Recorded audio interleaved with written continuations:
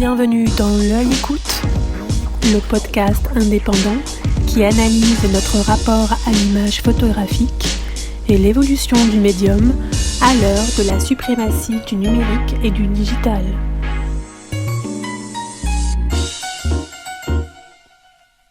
Nous vous proposons aujourd'hui d'aller à la rencontre de la photographe Olivia Gay. Depuis 2002, Olivia Gay a choisi de s'installer à temps plein à la campagne dans un petit village de l'Orne et s'est retirée au calme pour redéfinir son travail de photographe. C'est donc depuis sa maison familiale qu'elle a répondu aux questions de Yannick Le Guillanton. Elle évoque son parcours, ses inspirations, notamment dans le monde de l'art, son approche de la photographie, documentaire pour ne pas dire sociologique, avec un attachement particulier à décortiquer les relations entre l'individu et le collectif, au sein d'espaces où ils sont étroitement liés, dans le travail, au sein de centres d'accueil ou en maisons d'arrêt. Pour cette photographe du réel, seule la couleur donne au monde sa résonance. Photographe concernée, dans le sens défini par Cornel Capa, elle est une femme qui photographie d'autres femmes, toujours avec la bonne distance, celle qui lui permet à la fois d'entrer avec elles dans une pratique de réciprocité et d'enrichir sa réflexion sur l'évolution de leur rôle dans notre société. Photographe du dedans comme du dehors, de l'intime comme du monde extérieur, du corps comme de l'âme, elle porte un regard émouvant et intelligent sur ses contemporains, tout en nous interrogeant sur l'isolement et la solitude des individus, sur le mystère du monde. Elle travaille sur la conception de sa première monographie, un vaste plan d'ensemble qui fera dialoguer tous ceux qu'elle a photographiés depuis 20 ans. Voici l'interview, pour L'Œil Écoute, d'Olivia Gay, par Yannick Le Guillanton. Bonjour Olivia, merci d'avoir répondu présente à cette invitation de L'Œil Écoute. J'espère que tu es confortablement installée puisque confinement oblige, nous réalisons cet entretien à distance. Est-ce que tu peux me dire où tu te trouves, Olivia ? Eh bien écoute Yannick, je suis en ce moment dans mon petit bureau qui se trouve dans ma maison située aux Loges, un petit village en Normandie. Voilà, donc je suis confinée au village, ce qui est pas forcément une situation très désagréable. Alors pour commencer, j'aimerais savoir quel a été ton premier contact avec la photo. Est-ce que tu avais un appareil à ta disposition quand tu étais enfant ? Est-ce que tu avais des photographes autour de toi ? Ou est-ce que cet intérêt finalement est venu plus tard ? Il n'y avait pas de photographe, non, autour de moi. Enfin si, il y en avait un, c'était mon père. Voilà, c'était un photographe amateur. Et il avait un appareil photo qu'on appelait le Minolta SRT 101. Et je l'accompagnais parfois quand il allait faire des petites excursions ou des sorties, notamment sur les bords de Loire à Orléans où on vivait. Et il aimait bien les photographier, les bords de Loire, et comme il disait toujours, chercher le bon angle. Voilà, il me disait il faut trouver le bon angle.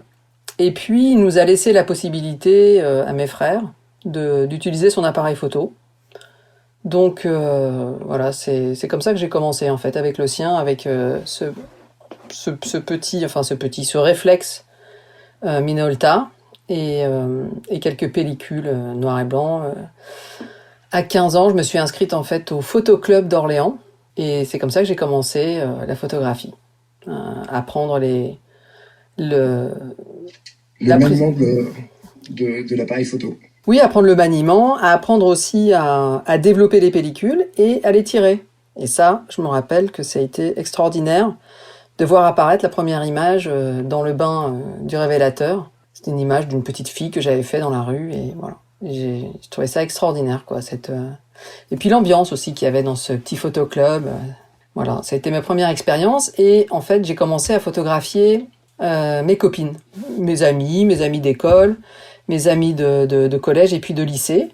Et je les emmenais sur le bord de Loire. Voilà, sur les bords de la Loire, donc à Orléans. Et alors elles s'habillaient, on apportait des chaussures, des vêtements, on s'amusait.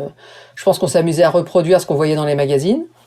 Et puis, moi, sans doute inconsciemment, je pense que je reproduisais aussi les images, les photographies de ma mère qu'elle avait faites quand elle avait 17 ans. Et elle avait fait un test avec un photographe. Elle voulait devenir mannequin. Et les photos de de ces séances avec ce photographe. Elle les avait gardées dans un grand book noir. Et c'était des photos en noir et blanc qui ont été faites dans Paris.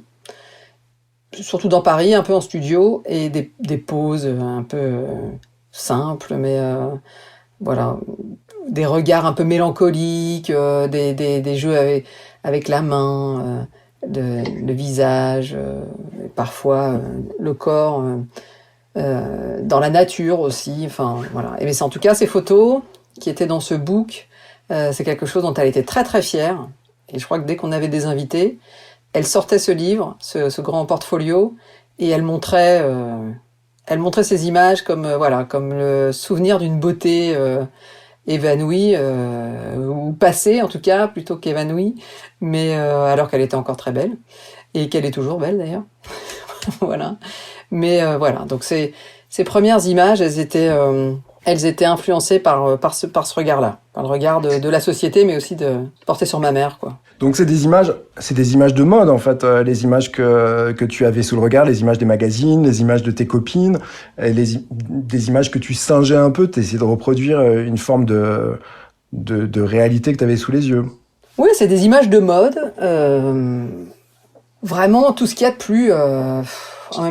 C'était pas des images sophistiquées, quoi. C'était vraiment je cherchais des postures avec elle, on cherchait des manières de se représenter dans l'environnement qui était le nôtre, dans cette ville où on vivait, quoi. Donc on jouait avec le décor plus qu'avec le corps d'ailleurs, finalement.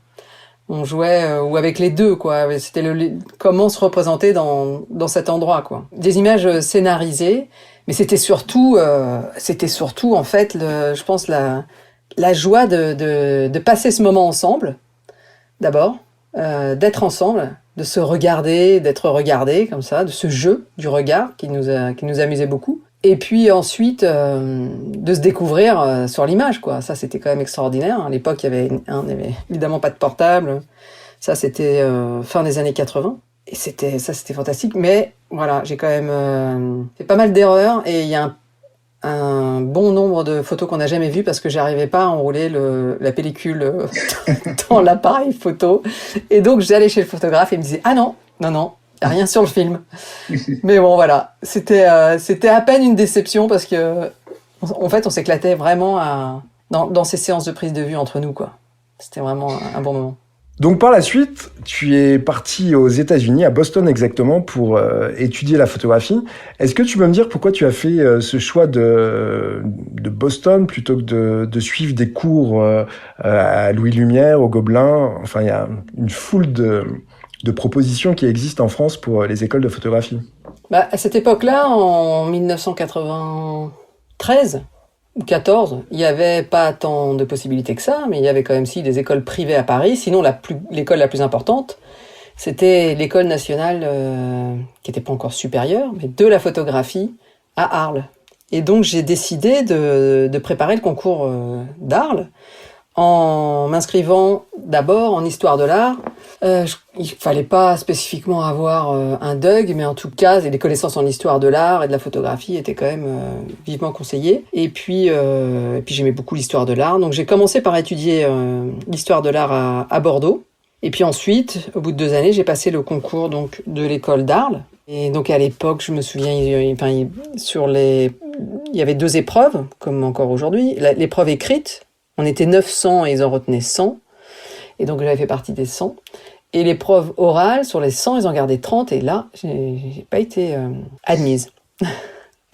Donc j'avais été extrêmement déçue. Mais j'ai tout de suite rebondi en demandant à mes parents s'il y avait une possibilité pour que je parte aux États-Unis. Mais c'est une revanche que tu as prise justement, puisque finalement tu es diplômé de l'école d'Arles aujourd'hui. Oui, en 2016, je suis retournée, j'ai entendu parler, oui, de la VAE, de la validation des acquis par l'expérience, qui était dispensée par l'école d'Arles. Et là, je me suis dit, waouh, c'est l'opportunité de reprendre cette petite blessure et puis surtout d'approfondir d'approfondir en fait un travail que je menais de manière assez spontanée et de façon intuitive depuis longtemps, et de commencer à théoriser, d'éclaircir des questions dans la forme comme dans le fond. Voilà, donc ça a été le début en fait de ce travail de recherche. Poussé, ouais, approfondi. Ah, est-ce que tu peux revenir justement à ton expérience américaine? En fait, j'ai commencé à chercher plusieurs écoles de photographie aux États-Unis. Le lien avec les États-Unis était évident parce que j'y ai grandi de l'âge de 3 à 8 ans. Et je suis arrivée en France, donc je parlais très peu français, quasiment pas. Et j'avais toujours eu envie d'y retourner, d'y habiter. Donc je trouvais que c'était l'occasion. Donc on a convenu avec mes parents et j'ai cherché alors pour le coup, c'était plus une école, publique, mais on a trouvé à Boston une école qui était pas très chère et j'ai pu être accueillie chez une amie. Enfin voilà, donc je suis partie à Boston et à la New England School of Photography et j'y ai étudié pendant 2 ans. Voilà, avant de partir à New York pour commencer à travailler et puis finalement de revenir en France pour commencer mon activité de photographe en 97, 98 à peu près. Mais peut-être déjà dire que Boston, ce qui était intéressant, c'était une petite école sur 3 étages. Il y avait pas mal d'étudiants étrangers, notamment des Suédois. Il y avait aussi des gens de l'extérieur qui venaient pour faire des tirages, des photographes amateurs. Donc on étudiait aussi bien le portrait en studio que le photojournalisme, que le documentaire, la couleur, le noir et blanc. Oui, c'était très général et il n'y avait quasiment pas d'enseignement théorique. On réfléchissait pas sur les images, ni sur l'histoire de la photographie vraiment. On était dans la pratique, dans le faire, dans la technique, dans l'utilisation de la technique, dans l'apprentissage de la technique photographique, quoi. Et très rapidement en 2e année, j'ai décidé que je travaillerais à partir avec un réflexe, que je travaillerais surtout avec un dispositif simple qui s'apparentait au matériel de reporter pour pouvoir aller et venir là où j'avais envie pour pouvoir se déplacer facilement sans ajout de lumière, donc à peine, juste un flash. Et surtout, c'est en 2e année aussi que j'ai décidé de faire surtout de la couleur. Je crois que j'ai plus jamais fait de noir et blanc. On avait un prof assez génial qui s'appelait Tom, un Américain. C'était vraiment un très très bon prof et qui nous a appris à expérimenter en fait la couleur, à ressentir la couleur. Et je trouvais que après j'ai plus jamais pu refaire de noir et blanc quasiment parce que je crois que je photographiais comme si je photographiais la couleur, donc ça avait aucun sens, quoi, les images. Mais par contre, je suis retournée donc à Boston l'année dernière et j'ai été invitée pour montrer mon travail dans l'État de New York sur les détenus. Et l'école a été détruite l'année dernière. Elle a fermé, elle a été détruite. Et New York, qu'est-ce que tu faisais comme job à New York, puisque j'imagine que c'était en relation finalement avec la photographie.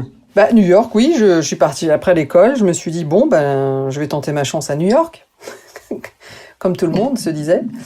Et je suis venue à New York avec les quelques premières images que j'avais pu faire, mais qui n'avaient pas grand intérêt quand même. Et j'ai cherché un boulot déjà. Et en fait, je suis allée avec mon petit book démarcher pas mal d'agences. Et je suis arrivée chez Contact Presse Images. Je me suis retrouvée dans l'ascenseur. J'ai demandé il y avait un homme dans l'ascenseur. Je lui ai demandé à quel étage était Contact, l'agence, et il m'a répondu au 12e. Il a appuyé sur le bouton et il m'a dit, vous êtes, je lui ai dit, je suis Olivia Gay, je cherche du travail, je sors de l'école de photo. Et c'était Franck Fournier, photographe de Contact. C'était une histoire assez dingue, mais ils attendaient quelqu'un justement pour un poste d'iconographe qui est jamais venu, donc ils m'ont embauché. Donc j'ai rencontré Catherine Pledge en sortant de l'ascenseur, Robert Pledge, et j'ai pu côtoyer aussi un peu comme ça Alan Renninger, David Burnett, les grands photographes de l'époque. Et tout ça à cause d'un concours de circonstances totalement hasardeux. dans l'ascenseur et grâce à Franck Fournier. New York, ça a duré quelques mois. Et puis en tant que Française, c'était assez compliqué pour y rester. Et puis surtout, j'avais très envie de commencer à photographier et pas... voilà, je me suis vite rendu compte que, et eux aussi d'ailleurs, que rester dans un bureau à choisir les photos des autres photographes, ça allait pas me contenter très longtemps. Donc je suis repartie pour la France, mais entre-temps, j'ai surtout poursuivi mon travail à Cuba sur les jineteras, qui a été vraiment mon premier travail de photographe. Et c'est avec ces images-là que je suis revenue en France et que j'ai commencé à démarcher la presse, et notamment Libération, et j'ai commencé à travailler. Mais j'avais très envie de commencer à pratiquer, quoi. Donc finalement, c'est comme ça qu'a commencé ta carrière de photographe professionnel en France, avec Libération, comme photoreporter, photographe de presse. Avec Libération, j'étais allée voir Mina Rouaba. J'ai montré 15 photographies que j'avais faites donc à Cuba, dans ce travail sur les jeunes prostituées, les jineteras. Et le lendemain matin, Mina m'a téléphoné et j'ai commencé en commande, surtout pas que des portraits, non, mais la première commande, c'était un portrait. Ouais. Et après, voilà, j'ai continué à travailler pour la presse, magazine. Pendant une dizaine d'années. Oui, une petite dizaine d'années, ouais. Alors, quand on se plonge dans ton travail, on comprend que le sujet qui t'occupe principalement, c'est la femme, évidemment. On les retrouve dans les foyers sociaux, les usines, les supermarchés, une communauté moniale même, ou en maison d'arrêt. Elles sont recluses par choix ou contre leur gré. Qu'est-ce qui t'intéresse quand tu abordes ce sujet sous l'angle d'une communauté ? Très naturellement, j'ai commencé en fait par photographier des communautés de femmes ou des groupes de femmes reliés par un lien, de travail. Les prostituées d'abord, elles appartiennent quelque part à une communauté de travail de femmes dans le domaine de la prostitution. Même si elles instaurent, il n'y a pas de rituel entre elles ou il y a pas de contact quotidien organisé. Elles se côtoient quand même dans la rue, parfois en dehors. Voilà, mais c'est une forme de communauté. Ensuite, j'ai photographié dans la continuité du travail sur la prostitution des femmes qui travaillent la nuit, des stripteaseuses et des serveuses aussi. Je me suis d'abord aussi intéressée au-delà des femmes prostituées et serveuses, aux femmes de la nuit, aux femmes qui vivent ou travaillent la nuit. Voilà, c'est aussi une forme de communauté. J'ai poursuivi avec des femmes qui travaillent comme modèles vivants, là, dans la lumière du jour la plupart du temps, dans les ateliers, mais qui appartiennent aussi à une communauté de travail. En fait, dès lors qu'on travaille, on s'inscrit dans une communauté de travail. Et au fil du temps, j'ai poursuivi avec des communautés des femmes qui travaillent dans des environnements où elles sont de plus en plus en contact. Alors les femmes caissières, les ouvrières, c'est les religieuses aussi. Elles sont pour le coup les religieuses, elles vivent et travaillent ensemble. Ce qui est pas le cas quand même des caissières et des ouvrières, mais et puis, au final, des femmes détenues, des femmes résidentes dans les foyers d'hébergement sociaux, les femmes aussi migrantes ou réfugiées, voilà, qui sont hébergées qui se retrouvent en fait dans une communauté choisie ou subie, mais je veux dire une manière aussi de vivre ensemble. Donc je crois qu'à travers toutes ces communautés, d'abord, face à elle, je suis seule. Donc ça interroge aussi sans doute cette solitude qui est la mienne, celle du photographe, de la photographe, qui a un métier quand même de solitaire, un travail assez individualiste, en retrait, ou enfin ce regard. Puis peut-être que d'une certaine manière, c'est aussi ça que j'interroge. C'est est-ce que moi j'appartiens à une communauté aussi ou pas de femmes, communauté de femmes ou de femmes photographes. Voilà, je m'interroge. Alors c'est très intéressant justement ce que tu dis, parce que tu parles de la solitude, mais ces communautés, finalement, elles sont liées aussi quelque part par la solitude, puisque dans les portraits que tu réalises, ces femmes, on les voit la plupart du temps, le regard plongé dans le vide. Je pense notamment à la série qui s'intitule Les caissières de Margot, où sur 2 ou 3 photos, on retrouve une atmosphère de la peinture de Edward Hopper. Est-ce que tu te sens proche du réalisme américain? Est-ce que c'est quelque chose qui t'a influencé? Je pense à cette vérité en fait de l'homme moderne qui est plongé aussi un peu dans la solitude, ce qui est très marqué dans la peinture de Hopper. Ce qui m'intéresse, c'est la question du réel, et ça c'est sûr, et de la manière dont la photographie parvient ou non à retranscrire ce réel, à l'interpréter, à représenter.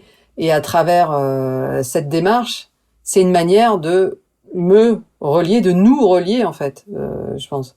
Les peintures d'Edward Hopper, bien sûr, elles m'ont marqué, notamment quand je vivais aux États-Unis, des images de Long Island, ce que je pouvais voir. De la même manière, je pense, que je cherche d'autres peintres américains, mais c'est surtout la photographie documentaire américaine qui m'a inspiré d'emblée. En fait, ce qui m'a intéressé dans l'art, mais dès le plus jeune âge, c'est le rapport sacré en fait à l'œuvre, au regard. C'est la manière dont on regarde. Alors, pendant mes années étudiantes, j'ai passé beaucoup de temps au musée à regarder, par exemple, les retables ou les œuvres religieuses de Piero della Francesca. Vraiment regarder la manière dont les corps se positionnent, à regarder les visages, les regards dirigés, le toucher, la manière dont les corps se positionnent entre eux, quoi. Et puis finalement aussi la manière dont, même quand ils sont entre eux, ces corps, d'une certaine manière, ils sont encore seuls. Il y a une forme de solitude même dans le groupe. Et ça m'a toujours intéressé de prendre le temps de regarder ces œuvres où il y a plusieurs personnes représentées et de regarder chacun comment on interagit, même au sein du groupe. Et c'est quelque chose qui me passionne aussi dans la vie de tous les jours, de regarder comment chacun on interagit, comment on passe du soi à l'autre, de la solitude au groupe, de notre individualisme au collectif, comment ça se construit, comment on agit. Voilà, donc c'est vraiment ces formes. Je trouvais que dans l'art, j'arrivais à comprendre ou à peut-être enrichir mon regard porté sur. Enfin, grâce à l'art, j'arrivais à enrichir le regard que je portais sur les vivants de mon époque. D'une certaine manière, ça enrichissait, cette manière de regarder, ça me permettait finalement peut-être, oui, de porter un regard un peu plus esthétique, théâtral, et pourquoi pas d'essayer de poursuivre cette démarche jusque dans dans des mondes où l'art n'est pas envisagé, c'est-à-dire voilà, le monde ouvrier ou le monde du supermarché ou avec ces communautés de femmes dans les prisons. Voilà, est-ce qu'on peut aussi là faire de l'art On va peut-être revenir à la peinture juste après parce que j'ai une question pertinente, je l'espère, à te poser à propos de la peinture. Mais est-ce que tu avais également des références en termes de photographie? Les références, mes premières références photographiques, elles sont dues à la préparation au concours de l'école d'Arles, où je sais pas si c'est encore comme ça aujourd'hui, mais on nous demandait d'étudier un photographe et d'étudier son œuvre. Et donc l'année où je l'ai présenté, c'était Lewis Hine, un photographe qui était un sociologue américain et qui a fait tout un travail sur les femmes au travail, donc Women at Work, aussi qui a aussi un livre, un catalogue, et Men at Work aussi. Et il a aussi beaucoup photographié les enfants au travail, dans les usines, les filatures, etc. Et donc, c'est d'abord par le regard sur Lewis Hine. Je crois qu'avant, je connaissais pas, non, vraiment pas grand-chose de la photographie. Ce qui m'a attiré, ce qui m'a amené à la photographie, c'est la joie que m'a procuré le fait de faire des images. Mais ça n'a pas été d'emblée, en tout cas, un engagement social, une volonté de documenter. C'est ce rapport à la vie, quoi. On dit que nos premières influences, on a du mal à s'en débarrasser, mais et elles sont très importantes. Mais c'est vrai que de m'être plongé pendant plusieurs mois dans l'œuvre de Lewis Hine, à travers des livres, des images, essayer de comprendre comment il travaillait vraiment et par quoi il était porté et poussé pour faire ces images. J'ai vraiment retenu de lui que c'était un engagement total, quelque chose.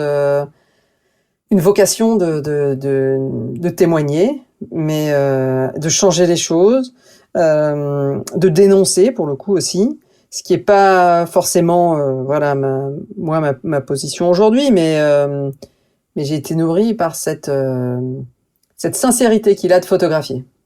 Là, en l'occurrence, tu parles aussi de la question du point de vue du photographe, puisque quand il s'agit de dénoncer, bien évidemment, on prend une position et toi aussi, j'imagine, quand tu réalises des images, tu as nécessairement une position. La neutralité est pas véritablement possible. Quand on est photographe documentaire comme tu l'es, pour le photoreportage, c'est plus discutable.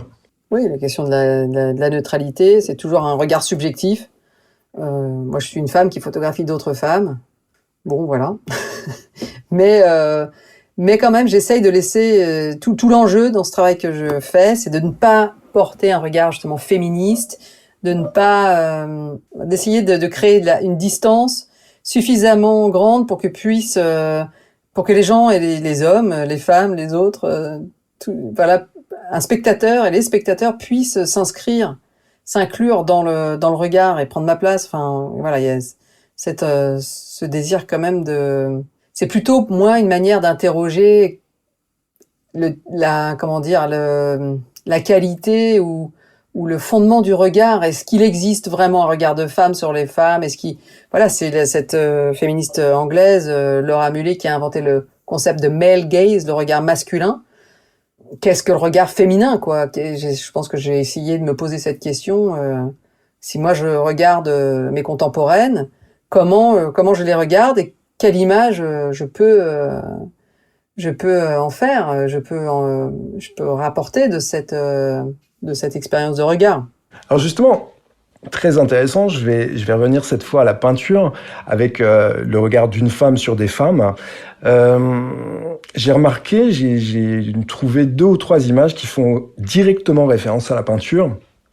Je crois que c'est un projet que tu as initié dans le cadre d'un workshop réalisé par Action contre la faim au Mali, si je me trompe pas. Et en fait, tu as photographié des femmes avec des codes des poncifs de la peinture.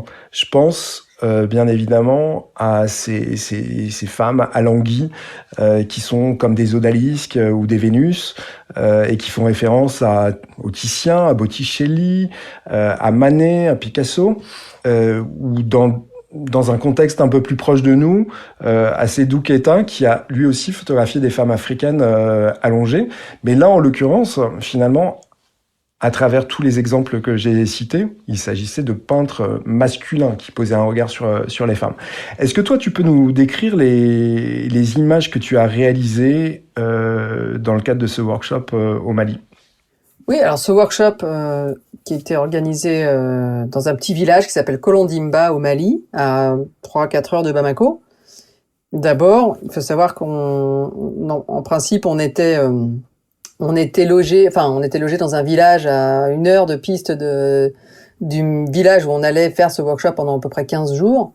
Et que très rapidement, je me suis rendu compte que ça allait pas être possible parce qu'à chaque fois qu'on arrivait dans le village, c'était la nouveauté, c'était la surprise, tout le village était là. Enfin voilà, il y avait pas de relation qui s'instaurait. Chaque jour, elle était renouvelée, comme si c'était un éternel recommencement de joie, de se retrouver, etc. Et je trouvais que pour entrer faire un travail photographique avec elles, c'était ces femmes qui devaient photographier et pas moi. Ma mission, c'était pas de faire des images, c'est vraiment de les accompagner dans un travail à partir de leur propre regard sur leur quotidien, la nourriture, les enfants, sur leur travail en fait aussi de femmes.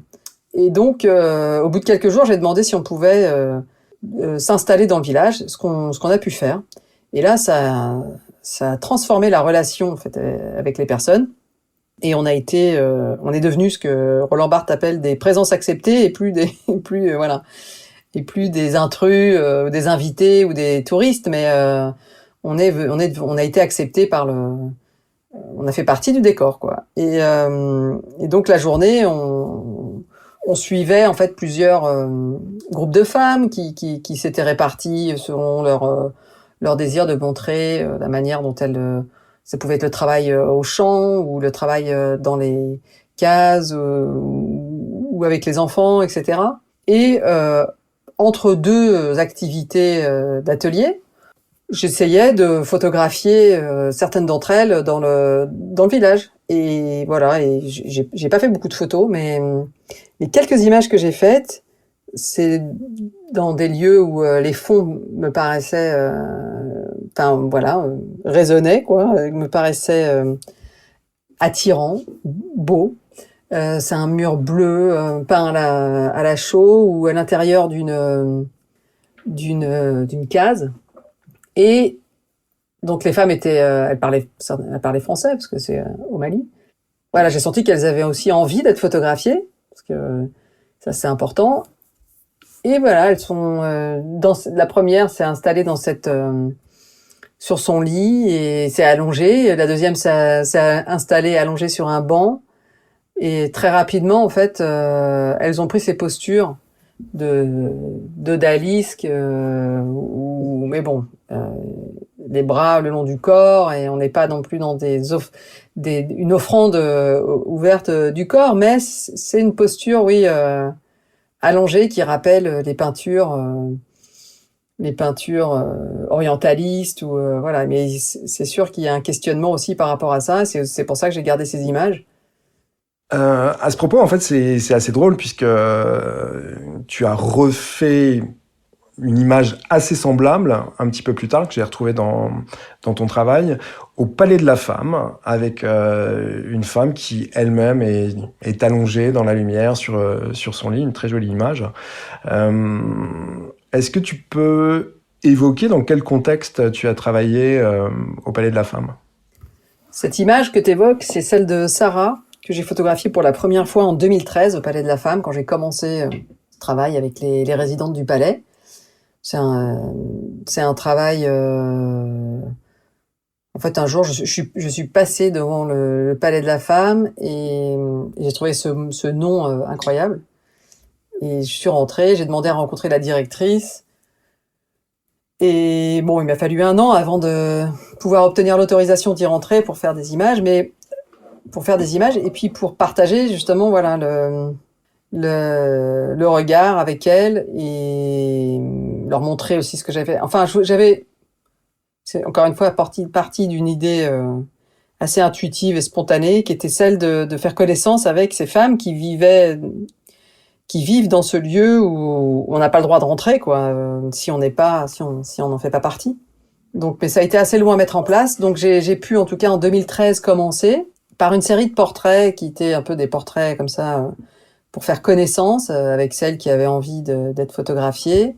Et puis, donc, Sarah, cette image. Et puis, j'ai continué à garder j'ai entretenu un lien avec les femmes. Et puis, en 2017, j'y suis retournée pour faire cette fois un travail d'atelier et de partage de photographie et au-delà de ça, du vécu, un atelier, voilà, de paroles, d'images, de chants, de danse, d'expression, quoi, avec elle.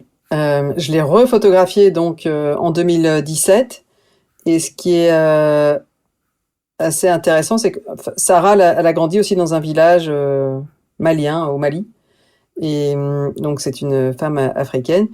Et c'est vrai que quand je photographie Sarah, elle se met automatiquement allongée sur son lit.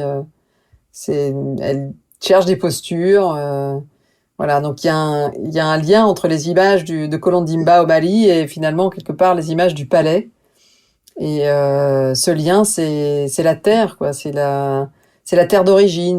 Pour moi, voilà, quand je photographie Sarah, quelque part, je suis un petit peu encore avec les femmes du Mali.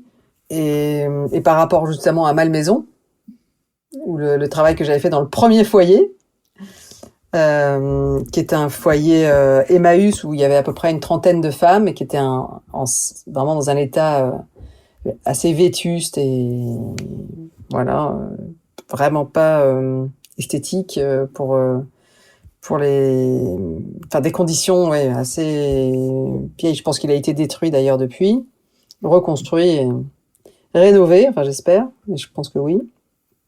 Enfin, à Malmaison, c'était un projet collectif avec le groupe Laforge et on travaillait sur cette question de rêve et réalité du travail. Et on proposait à des femmes résidentes de raconter leur expérience de travail ou quel avait été leur rêve de travail et voilà, et de les amener aussi, si elles en avaient l'envie, à parler de leur vie présente. Et ma mission, c'était donc de photographier ces femmes qui participaient aux ateliers avec Denis Lachaud, qui est écrivain, ou avec Marie-Claude Quillon, qui est plasticienne, ou encore avec Alex Jordan, qui est graphiste. Enfin, voilà, moi, mon travail, c'était de photographier ces femmes. Et j'y suis allée au départ 5-6 fois, et aucune d'entre elles n'avait envie d'être photographiée.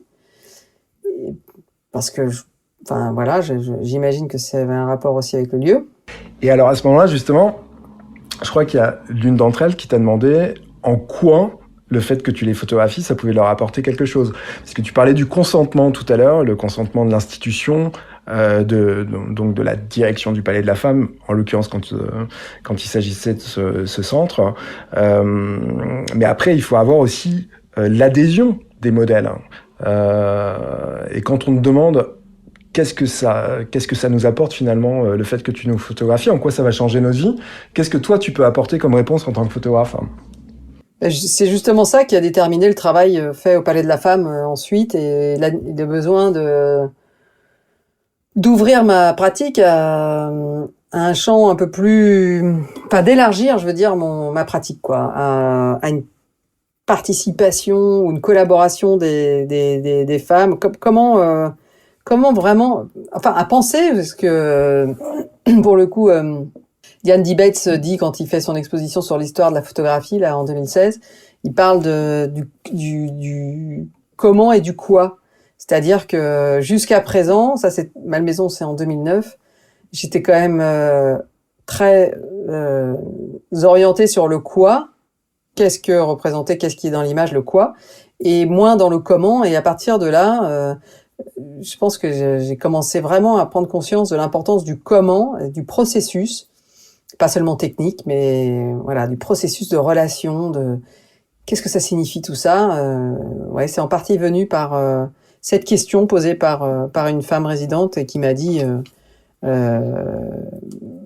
bout de ma 5e visite, mais non, j'ai pas envie d'être photographiée, mais surtout, qu'est-ce que ça va changer à ma vie? Qu'est-ce que ça va nous apporter à nous, vos photos?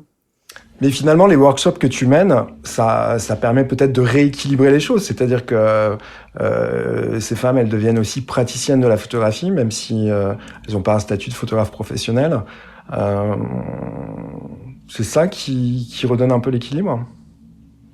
Ouais, en fait, enfin, c'est pas, je sais pas si on peut parler d'équilibre, mais c'est un besoin réciproque. Il faut que le regard soit réciproque, le besoin de regarder soit réciproque, le besoin de regarder et d'être regardé. Les deux, en fait, fonctionnent ensemble. J'ai autant besoin d'être regardée qu'elle, et je me suis rendu compte que c'était aussi important de consacrer du temps à vraiment créer une relation sincère, riche et d'apprendre aussi l'une de l'autre. Donc, j'apporte un savoir que j'ai acquis au fil du temps sur les images, sur la photographie, sur le rapport à l'art. J'apporte à la poésie. J'apporte lors de ces ateliers pas mal de documents, d'éléments dans lesquels elles se reconnaissent, dont elles s'inspirent, et des appareils photos pour qu'elles fassent des images. Alors justement, la façon dont tu les regardes, c'est très intéressant parce que Autant dans le photojournalisme, bien évidemment, il y a une factualité de l'image qui n'est finalement que la représentation de ce qui est. Dans la photographie documentaire, il y a une petite marge de manœuvre, puisque les images peuvent être mises en scène. Est-ce que tu peux me dire dans quelle mesure, toi, tu t'autorises une mise en scène ? Je m'interdis pas une mise en scène, en tout cas, ça c'est sûr. S'il y a la nécessité de mettre en valeur la femme, le sujet, la personne ou le personnage, puisque voilà, elle devient sur l'image un personnage qui évoque donc une histoire, une mémoire, une fiction même. À partir de ce moment-là, je peux m'autoriser, oui, avec son consentement, dans la relation, à créer une mise en scène. Mais enfin, la mise en scène va rester assez simple. Hein. Je vais pas non plus dénaturer Oui, donc de toute façon, c'est-à-dire que tu fais avec les moyens du bord. Quand tu fais une mise en scène, finalement, tu reprends le contexte, mais tu vas peut-être chercher une meilleure lumière. Tu vas peut-être rechercher un fond neutre ou au contraire un fond qui est plus habité.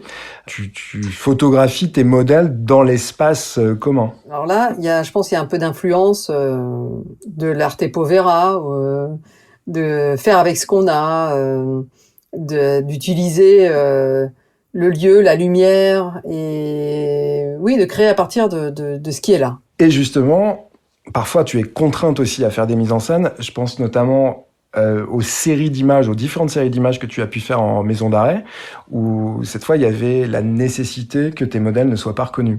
Oui, en prison, la première consigne, ça a été de ne pas l'interdiction de montrer les visages. Et là, tout le jeu finalement du workshop et c'est construit à partir de cette interdiction de montrer des visages et en même temps essayer de continuer à révéler les présences, les signes, les gestes, un œil, une présence malgré cet interdit. Donc une relation, une recherche en fait collaborative avec une recherche entre elle et moi ou même à plusieurs parfois et toujours sur un fond noir. Pour mettre en valeur donc le sujet, la personne et pas le lieu.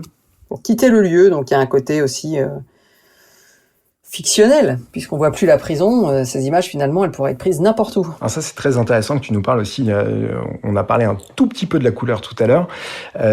Tu sais que Brigitte Trichet a inauguré une série d'entretiens autour de la couleur. Est-ce que tu peux préciser un peu plus que tu ne l'as fait tout à l'heure, quel est ton rapport à la couleur, ce que tu recherches? Je crois que tu n'as jamais fait d'images noir et blanc, comme tu le disais tout à l'heure. C'est peut-être des images que tu as faites quand tu étais au photoclub, mais qu'est-ce que ça t'apporte la couleur ? La couleur, elle est aussi révélatrice et significative de nos sociétés, des conditions de vie, elle révèle beaucoup de choses sur nos modes de vie. Elle révèle beaucoup de choses sur ce sont pas les mêmes couleurs en Palestine qu'au Palais de la Femme. Mais la couleur, elle provient d'abord de la lumière, en fait. Elle provient de la lumière. Il n'y a pas de couleur sans la lumière. Et d'ailleurs, il n'y a pas de regard sans la lumière non plus. Hein, c'est Goethe qui disait ça. L'œil doit son existence à la lumière. Donc voilà. Et donc la couleur, c'est pareil. Elle a besoin de lumière et d'obscurité pour exister. Donc c'est tout un rapport aussi, pour moi, significatif et peut-être philosophique à ce que signifie la lumière. Et après, il y a autre chose qui m'intéresse dans la couleur, parce que je m'intéresse aussi beaucoup à l'étymologie des mots. C'est que la couleur, ce qui vient du latin color, et elle se rattache au groupe de cellar, qui veut dire cacher ou sceller. Et voilà, ce serait l'idée que la couleur recouvre en fait et cache la surface des choses, qu'elle peut dissimuler la réalité. Donc ça peut être une sorte de cache-misère aussi parfois. Elle cache très certainement les choses, mais en revanche, elle est très ancrée aussi dans notre temporalité, puisque quand tu étais au Palais de la Femme, je crois me souvenir qu'il y a des niveaux pour marquer les différents étages, et que chaque étage renvoie une couleur, et que ces couleurs très vives, on trouve des roses fuchsia, des verts très pétants, des jaunes. Finalement, c'est une couleur qui est utilisée beaucoup dans un registre un peu de bâtiments un peu administratifs comme les EHPAD, où on retrouve ces couleurs. Donc finalement, elles sont très représentatives aussi de l'époque dans laquelle on vit, comme pouvait l'être la couleur orange dans les années 70. Alors dans les EHPAD, c'est plutôt les verts, les jaunes, je sais pas pourquoi, des verts un peu, voilà, assez, c'est souvent des couleurs quand même assez saturées. Mais oui, au Palais de la Femme, la première chose qui m'a surprise, c'est ça, c'est les femmes vivent dans des toutes petites chambres dans lesquelles il y a pas de cuisine ni rien, mais il y a un coin douche, un lit, un petit bureau et une table ou un placard. Et chaque chambre a à l'intérieur un pan de mur peint d'une couleur vive, jaune, bleu, vert, orange, rose. Et voilà, et donc j'ai proposé aux femmes de les photographier en fait devant les murs de couleurs pour représenter cette réalité-là, avec la lumière encore une fois disponible au sein du palais. Mais c'est ce qui m'a paru le plus étonnant, quoi. Oui. Quelque part, je pense que c'est aussi pour essayer d'embellir et d'égayer le côté peut-être plus triste de la vraie situation, quoi. Parce que la réalité, c'est que beaucoup de ces femmes restent confinées dans leur appartement. Alors les choses changent un peu quand même, mais parce qu'il y a eu beaucoup de travaux faits aussi au palais et que les espaces collectifs sont sans doute plus agréables, mais à l'époque où, en tout cas, on faisait les images, il y avait beaucoup de bagarres, de problèmes, de difficultés, et il y avait un vrai problème il y avait une vraie difficulté pour relier les femmes entre elles, les faire sortir de leur chambre, les amener à échanger, à se côtoyer, à se rencontrer.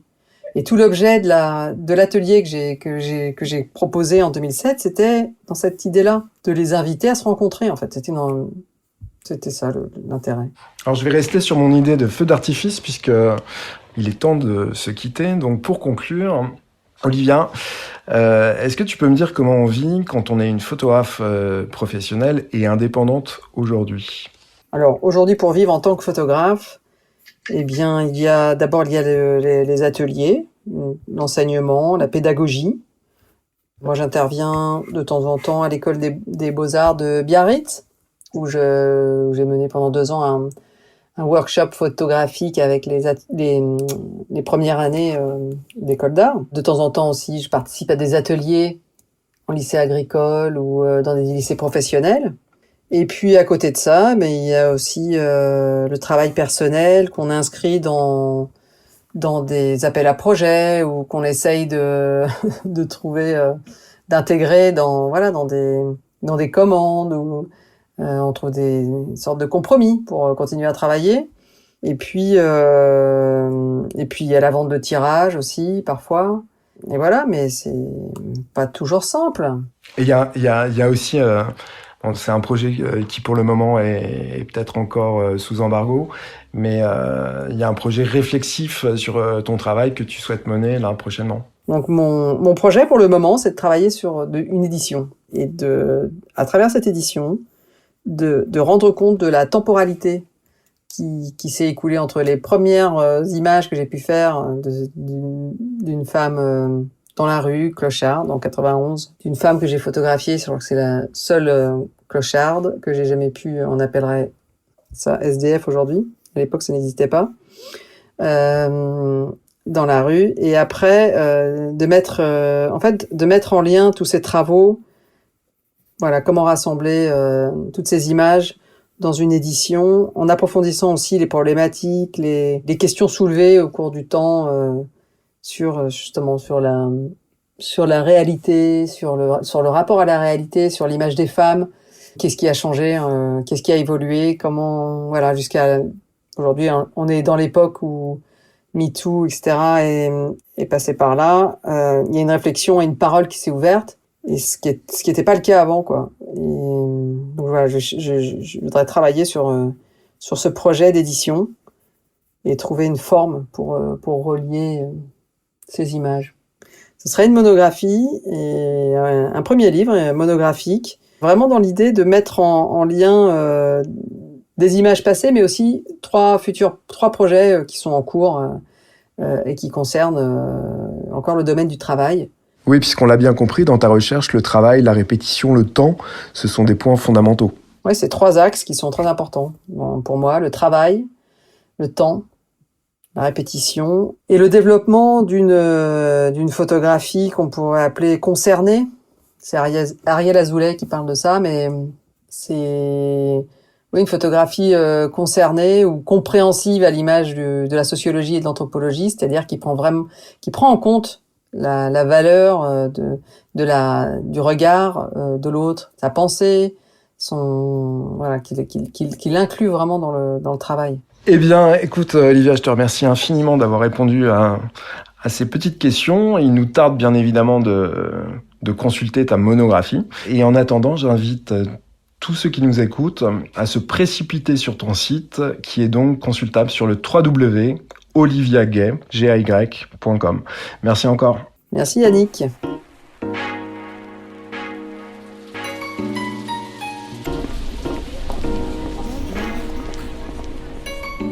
Bienvenue dans L'Œil Écoute, le podcast indépendant qui analyse notre rapport à l'image photographique et l'évolution du médium à l'heure de la suprématie du numérique et du digital.